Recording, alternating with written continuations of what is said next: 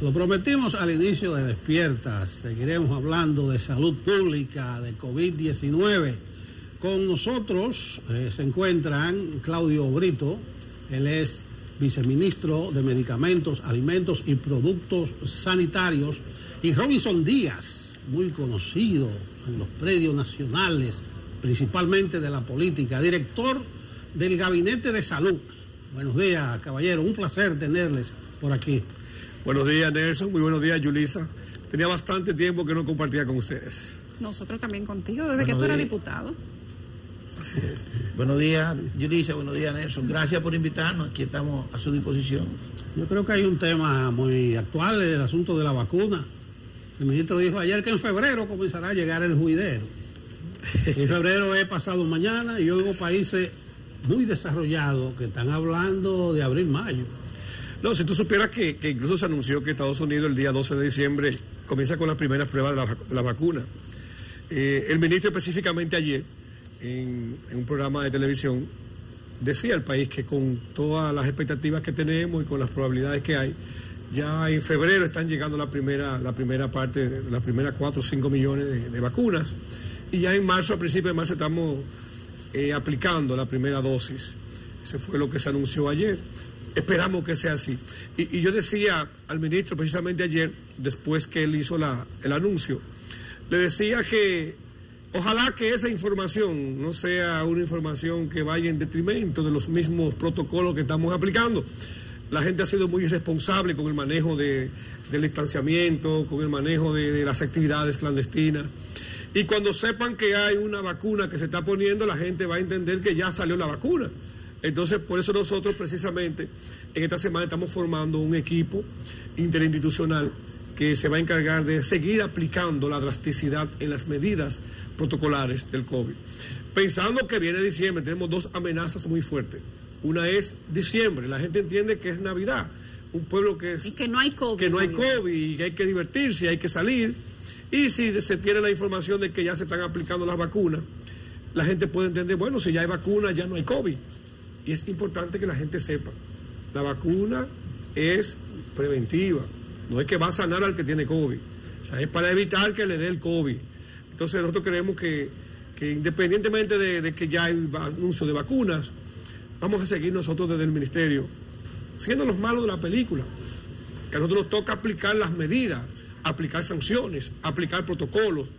Y decía el ministro, el doctor Plutarco Arias, que si a nosotros nos ven como los malos, por lo menos seremos los buenos porque estamos cuidando la salud del pueblo dominicano.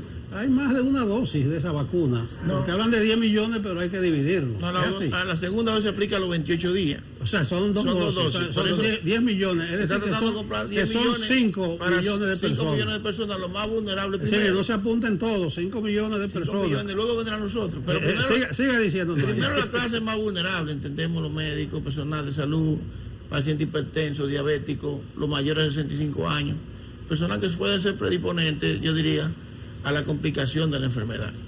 Y eso el gobierno que estamos poniendo adelante, yo diría, por orden del presidente, para garantizar lo que es la vacuna a 5 millones de habitantes de nuestro país.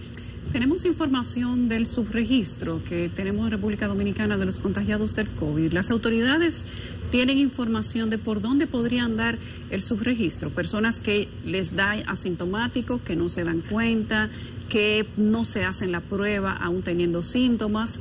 Esa diferencia que hay siempre en cada una de las situaciones de, digamos que de desastre, de desgracia, y que colinda con las cifras de las autoridades. ¿Sabemos nosotros por dónde puede andar eso? Es un promedio.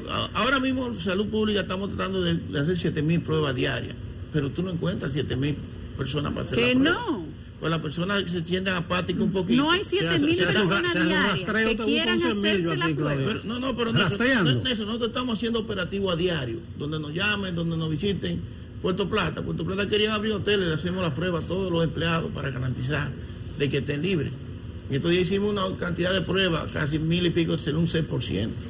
Salió, pero esas personas se mandan a la casa, evita una contaminación y pueden empezar a trabajar. El hotel puede empezar a trabajar y nosotros lo que queremos es garantizar el protocolo que se lleve a cabo. Cada persona, cada institución que nos pide un operativo, estamos en disposición de llevar un operativo para garantizar la seguridad para identificar los que están contaminados y saber quién puede continuar trabajando y quién tenemos que aislar. No, y que además de eso, recuerden que la directriz del presidente de la República es hacer 7.000 pruebas diarias. Hemos logrado en momentos unas 9.400. Batimos récord un día. Nunca habíamos hecho 9.000, más de 9.000, y hace unos cuantos días se hicieron 9.400. Hemos mantenido unos promedios de 8.000, 7.000, y recuerdo que la última semana el promedio fueron 7.654 muestras. Sí, en una semana. O sea, nosotros tenemos ya la plataforma, tenemos equipo, tenemos la cantidad de pruebas para hacerla. Lo que estamos haciendo ahora para poder seguir dando cobertura. Y yo recuerdo que cuando comenzó la pandemia se hacían 200 y 300 pruebas al día. Recuerdo, ahora estamos hablando de más de 5.000. Y decía el viceministro que no hay a quién hacerle.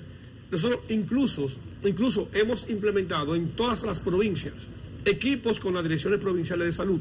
¿Para qué? Para que instituciones privadas, instituciones públicas, organismos deportivos, o sea, cualquier institución que necesite o que tenga una amenaza de COVID, nosotros tenemos equipos diseminados en todo el país para que se le hagan pruebas inmediatas y con resultados en menos de 48 horas. Esa ha sido la realidad de lo que tenemos ahora, precisamente tratando de poder darle seguimiento y que no se nos vaya de las manos. Pero no tenemos información del subregistro, entonces. ¿Las autoridades no tienen información del subregistro? No, hemos sido lo más transparente posible. Debo decirte que una de las directrices del ministro Plutarco Arias precisamente es esa, que los números salgan como tienen que salir. Por ejemplo, hoy tenemos una positividad que anda por encima de un 17%. ¿De las pruebas de las últimas 24 horas? No, la de hoy, sí, la que va a salir hoy. Quizá lo estoy adelantando. Eso es mucho. Pero el promedio estaba en 11.4. Bueno, es mucho, pero ha bajado. 11.04. El promedio acumulado. Pero estamos siendo transparentes. Pero acuérdate que estábamos en un 35 en eso. Bajamos transparente no. Precisamente una de las preguntas que te tengo, Robinson, es que ustedes ofrecen informaciones muy dispersas. Se dijo que la viceministra Acosta iba a estar disponible para la prensa a diario. ¿Por qué ustedes no hacen 3 ruedas de prensa a la semana? Mira, la semana pasada hicieron una colectiva y surgieron como 10 informaciones. Entonces, ¿por qué dosificar tanto las informaciones? Lo que pasa es que es una petición de ustedes mismos, los medios de comunicación. A nosotros nos llamaban muchos medios. Mira, que eso es demasiada la rueda de prensa para decir lo mismo. No, eso era la campaña que se decía. ¿Qué se está haciendo? Para hablar contra de Cárdenas, pero realmente hagan rueda de prensa. ¿Qué se está haciendo en eso? 3 veces a la semana. Diario se hace un informe, diario. No, el boletín. El boletín oficial. Entonces tú dices, ¿cuál es la diferencia entre el boletín y la rueda de prensa? Que uno es presencial y otro es digital. No, la última rueda de prensa fue el jueves. Todos los miércoles. Ahí aparecieron como 10 informaciones. Los periodistas preguntando, incluyendo los del área de salud, que son muy capacitados en este país. Sí, entonces ábrase y permitan toda la pregunta. Pero el ministerio... Positividad en 17, por eso es mucho, hay que decirlo. El ministerio con su equipo de comunicación... No, hombre, si hasta Olivo de León renunció, tú te acuerdas. Tiene apertura para cualquier tipo de información que se necesite, no solamente en el aspecto de COVID, en el aspecto de asuntos médicos, en cualquier asunto que tenga que ver con el Ministerio de Salud. Nosotros tenemos apertura total y ser transparente como lo pide el presidente de la República, Luis Abinader. Transparencia, honestidad y eficiencia. Dígale, Yulisa. Mira, algo importante, Nelson, es la cantidad. Anteriormente no teníamos camas, ni teníamos ventiladores, los hospitales estaban arropados. Hoy tenemos un 22% de camas ocupadas. Yo diría un 35% de cuidado intensivo y un 24% de ventiladores ocupados. O sea que hemos disminuido bastante lo que es los internamientos y lo que es las complicaciones de la enfermedad. Quiero saber de parte de los dos, este discurso y los números de que ha sido diferente en estos últimos 100 días el manejo del COVID y la disminución de un 30 y tanto, estamos en un 11.5, ciertamente ha bajado, pero ¿cuál ha sido la diferencia 100 días atrás a el día de hoy para que haya arrojado la yo lo diferencia? digo, la cantidad de pruebas que estamos haciendo a diario. Si tú identificas, tú tienes más control. Pero los hospitales han bajado, usted acaba de decir. Pero porque te identificamos a tiempo. Tú no esperas que una persona te lleve 5 o 7 días con un asintomático y llegue complicado a un hospital. O sea que el manejo de la emergencia por el actual gobierno es mejor que el del anterior. Tenemos más cantidad de pruebas y acabamos de decir que los resultados están en 48, 72 horas. Entonces tenía que esperar 14 días y si te hacían la prueba porque no había prueba disponible. No aparecía dónde hacerte la prueba. Tenía que hacer una cola en un laboratorio privado para ver que te esperaran si iban o no iban. Claro. Hoy y no. Fíjate que el índice de mortalidad, de letalidad, es de menos de un 2%. Hoy es 1.7, 1.8. Hoy. O sea, ¿qué está diciendo eso? Que las atenciones a los pacientes infectados de COVID son mucho mejores. La disponibilidad de camas, la disponibilidad de emergencia, de cuidado intensivo, dice que el seguimiento que se está dando a la enfermedad en esta nueva gestión, para no decir este nuevo gobierno, en esta nueva gestión, es mucho mejor, es mucho más eficiente y los números están ahí. Cuando tú logras bajar de un 35 a un 11% la positividad y logra que la letalidad también te baje de manera considerable, significa que se está haciendo un trabajo muy diferente. Y por eso, Claudio, queremos felicitar a todo el personal médico. Nosotros en la parte gerencial, en la parte direccional del ministerio, quizás nos toca dirigir, pero hay un equipo de hombres y mujeres, médicos, enfermeras, bioanalistas, que día a día trabajan para que esto sea posible. Y nosotros queremos desde esta tribuna felicitarlo de igual manera. Bueno, vamos a dejar como tarea pendiente eso de que la gente no va a hacerse la prueba. Ustedes encontraron, el actual gobierno, los últimos 3 días de Cárdenas, el promedio fue 5.000 pruebas. 5.000 pruebas, así que ahora no es necesariamente que se están haciendo más pruebas que antes. Incluso, probablemente si se hace una media de los 100 días, le va a dar menos de los 5.000 que ustedes dicen. Sí, pero Nelson, hay algo que tiene que entender también. ¿Cuánto duraba para el Laboratorio Nacional de resultados? ¿Cuántas pruebas tuvimos que echar quizás a la Zapacón porque no se pudieron hacer 18.000 pruebas? Porque no había forma de cómo procesarla a tiempo. Bueno, el asunto no es quien lo dijo. Tiene 24, 48 el asunto horas es no quien lo hizo mejor. No quien lo hizo mejor. Ese no debe ser el problema. La letalidad, 1.7, ustedes lo encontraron en 1.8. Es decir, que no creo que ha bajado mucho. Pero estaba por encima del 2%. No, cuando ustedes llegaron estaba en 1.8. En un momento que no se sabía si las informaciones que se daban eran reales o eran... y ahora son verdaderas ahora. Bueno, yo creo que ustedes deben zafarse de esa esquina, yo creo que lo están haciendo mejor que los anteriores. Tienen, Nelson, la mayor transparencia. Es que yo no creo que estamos en competencia. Información. No estamos en competencia, estamos en hacer las cosas bien y la disponibilidad que podemos Pero ustedes contar. son que mencionan. Y el apoyo del presidente hacia salud pública. Hoy tenemos Remdesivir para la población entera. A partir de esta semana, a través de CISARI, del ARS, tenga seguro o no tenga seguro, cualquier persona pobre tiene acceso a este medicamento. Bueno, vamos a hablar de medicamentos, que esa es la especialidad tuya. Mencionarte uno más. ¿Cuáles otros se han registrado o por resolución se han aprobado ahora? No, Tosulimar, Remdesivir, todos los medicamentos de alto costo están disponibles para la población. No hay escasez. No hay escasez. Quiero saber de parte de los dos si el Ministerio de Salud Pública flexibilizaría su posición frente al toque de queda en el periodo de feriado de Navidad. El 24 y el 31. Precisamente ayer el ministro, en la misma exposición que hacía, hablaba de flexibilizar el tránsito, o sea, flexibilizar la movilidad, flexibilizar de que a pesar de que las medidas restrictivas a los negocios por el tema de la aglomeración se van a mantener iguales. Y yo creo que mañana también, que tenemos una gran reunión interinstitucional donde va a participar el Ministerio de Salud Pública, junto con el Ministerio Público, Ministerio de Defensa, Interior y Policía, Migración, porque tenemos que hacer un protocolo que se va a arreciar ahora en los aeropuertos y en las fronteras, el COBA. O sea, se dará mañana un gran encuentro donde el Ministerio de Salud Pública va a dirigir el protocolo navideño, con el objetivo precisamente de nosotros seguir tratando de minimizar o de reducir los contagios de COVID. Pero, Yulisa, es importante señalar, a nosotros nos toca ser los malos de la película desde el principio. Permitir que la gente pueda transitar, que pueda moverse, que pueda ir de una casa a otra. Es un día, el 24 y 31 son días de familia, donde la gente quiere hacer su cena navideña, pero no habrá negocios abiertos para evitar la aglomeración. O sea, tú puedes ir a donde tu mamá, donde tu hermano, donde tu familia, y estamos tratando, no digo que es una realidad, fue la posición del ministro ayer cuando hablaba con nosotros, que se va a tratar de que por lo menos la gente entienda, o sea, la gente pueda moverse. No va a haber, pero sí va a llegar un límite a la 1, a las 2 de la mañana, que ya se va a cerrar. O sea, podría ser no quitarlo, pero moverlo. Pero hay algo para esos días específicos. Hay algo importante, eso lo decide el presidente y el Ministerio de Salud junto con el ministro, la vicepresidenta. Se está estudiando cuál va a ser la flexibilidad y en los próximos días se dará a conocer. Bueno, pero realmente el conocimiento lo tienen ustedes, y si ustedes le llevan una propuesta, sí, pero hay un entendible, el presidente salud, no va a hacer objeciones. Que toman decisiones juntas. Pero parece que ustedes sintonizan con lo que parece ser un clamor generalizado, que por lo menos el 24 y el 31 haya cierta flexibilidad. Sí, por eso nosotros abrimos el mercado binacional con Haití, porque hay no un clamor, hay demandas de un pueblo. Y esa demanda de que el 24 y el 31 se flexibilice, el ministro la acoge, la lleva al Gabinete de Salud, como decía el viceministro Claudio, donde es Raquel, que es quien lo dirige a nivel nacional, y luego el presidente toma la decisión final. Pero de igual manera nosotros entendemos, vamos a flexibilizar. Nosotros tenemos que entender que el presidente necesita dinamizar la economía nacional. El presidente necesita que los negocios no sigan la tendencia que tienen a seguir quebrando, restaurantes, muchos negocios. Por ejemplo, nosotros tenemos el viernes, aquí viene el viernes negro.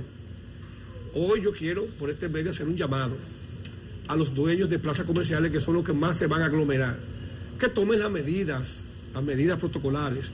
No podemos permitir que un día de negocio, quizás por querer vender más de la cuenta, se nos vaya de las manos. Entonces, son las cosas que nosotros como ministerio vamos a seguir haciendo, vamos a seguir tomando. Yo creo que la gente diría, bueno, que salud pública en broma demasiado. Nosotros lo que hacemos es cuidar la salud del pueblo dominicano. A veces yo lo veo a ustedes flojos ahí. Sí, es la que me relativiza mucho, que está controlado. Hay que dinamizar la economía, pero un rebrote, mira, para Europa ahora, sí, pero va a ser peor. Claro. Pero esto es un reto de todos, de ustedes, de nosotros, no, ayuda de la población. Nosotros somos niños hacer obedientes. Conciencia de la situación que estamos viviendo. Sí, no, la situación de la salud sigue siendo difícil. Ahí yo no coincido con el expo de los 100 días, que dice, hemos logrado que la salud deje de ser un privilegio. Ayer estuvo el ministro en Santiago, Robinson, entre santiaguero te vea, en el Estrella Ureña. 60-70% de las parturientas son haitianas. Y el hospital, de acuerdo a sus expresiones, tiene muchas anomalías, muchas fallas. Es decir, que hay mucho por hacer, como decía el lema de un político. Claro que sí. O sea, nosotros no podemos engañarnos y decir que tenemos un sistema de salud 100%. Hay muchas debilidades y se están trabajando. Incluso ese tema de las parturientas extranjeras, vamos a decir específicamente del vecino país de Haití, es un problema que tenemos que trabajarlo no solamente con el tema de salud pública, eso tiene que ver con migración, Ministerio de Defensa, porque existen, según decía el ministro, existen mafias organizadas que se dedican a traer parturientas a República Dominicana.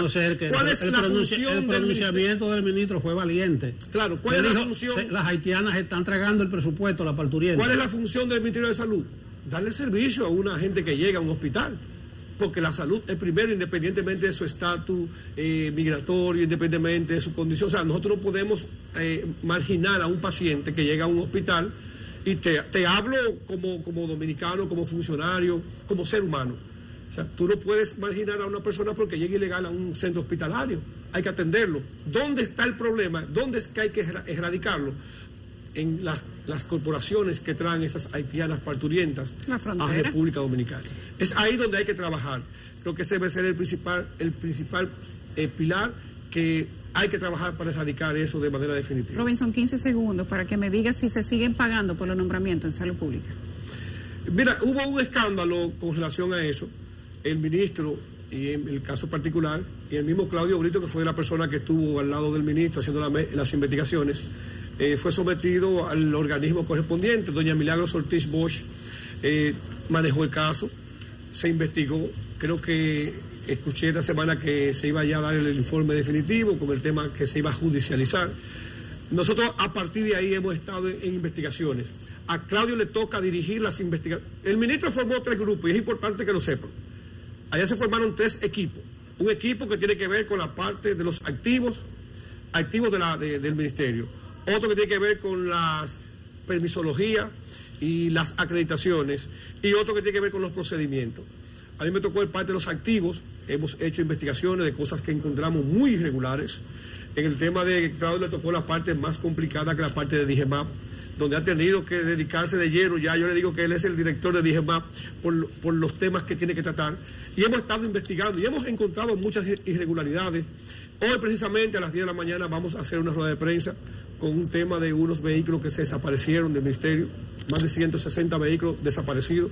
¿Y ¿Cómo cuál es el plan? desaparecido? ¿Cómo desaparecido? Que no tienen paradero. Pero en la rueda de prensa vamos a dar información. Vamos a los detalles O sea, más adelante. del parque vehicular del ministerio, Claro. hay 160 vehículos que no aparecen. Exacto. Te doy el adelanto, pero por ejemplo, hemos estado trabajando porque allá hay cosas que hay que hacer en materia médica, en materia de procedimientos y en materia de sanear una institución que tenía una corporación de 16 años instaurada. Y digo 16 años porque hay personas que tienen allá 12, 13, 14, 15, 16 años trabajando, que ha sido difícil para el ministro, ha sido difícil desmontarlo, porque hay personas técnicas que hay que mantenerlo, los técnicos especializados, bioanalistas, hay que dejarlo, hay otros que son de carrera, que también hay que dejarlo, y eso ha complicado el tema de poder desmontarlo de manera total. Bueno. Pero seguimos trabajando día y noche. Ayer terminamos, ¿a qué hora fue, Claudio? Eran como las 9 de la noche. Yo terminé a las 11 de la noche, ¿no? Bueno, gracias, Claudio Robinson. Precisamente el señor de Recursos Humanos está pidiendo una reparación pública de su nombre, que a él no le han demostrado nada, dice él. Y lo último es la política de las comisiones interinstitucionales. Tú has estado protagonizando eso hay que incentivarlo. Involucrar un poco más a las comunidades, a los entes de las comunidades, no quedarse nada más a nivel. No, déjame decirte, perdóname, Nelson, déjame decirte ya terminamos, que Interior y Policía tienen mesas de trabajo en todo el territorio nacional que ya se están incorporando vía las gobernadoras. Para que tú no, por eso hay mucho kepi en la mesa, por eso que quiero más comunidades. Son efectivas para rastrear. Vamos a integrar en eso los comités, que sería buen vocero nosotros. Bueno, gracias, Claudio, gracias Robinson. Nosotros vamos a la pausa.